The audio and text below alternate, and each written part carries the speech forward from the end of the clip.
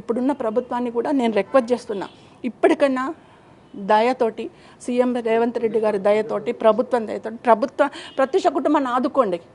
ప్రత్యూష కుటుంబం ఏం పాపం చేసింది, ఎందుకు పక్కన పెడుతున్నారు? మేము ఏం పాపం చేసినాం?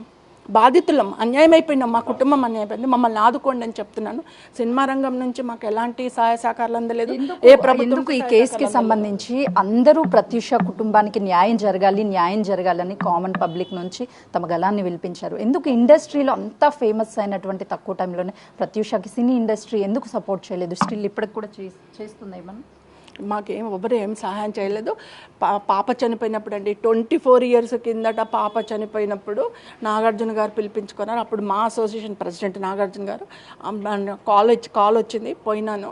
అతను షూటింగ్లో ఉన్నారు, అన్నపూర్ణ స్టూడియోలో షూటింగ్లో ఉన్నారు. వెళ్ళి కూర్చున్నాను, బాధపడ్డారు, నేను బాధపడ్డాను, కళ్ళ నీళ్ళు పెట్టుకున్నారు. That's the end. ఇంకెవరు నన్ను పిలిపించలేదండి, ఎవరు పిల్లలేదు. అప్పుడు నాగార్జున గారు మా అసోసియేషన్ ప్రెసిడెంట్గా ఉన్నప్పుడు వెళ్ళి చంద్రబాబు నాయుడు గారికి ఒక పిటిషన్ ఇచ్చారు, ప్రత్యూషకు న్యాయం చేయండి. That's the end. ఇంతవరకు కూడా ప్రత్యూషని కానీ ప్రత్యూష ఫ్యామిలీ కానీ, ప్రత్యూష వాళ్ళ అమ్మ ఉందా, చచ్చిపోయిందా, బాబున్నాడా, ఏమైందా, అసలు ఆ కుటుంబం ఉందా లేదా, ఏమైపోయారు, ఎవ్వరూ పట్టించుకోలేదు.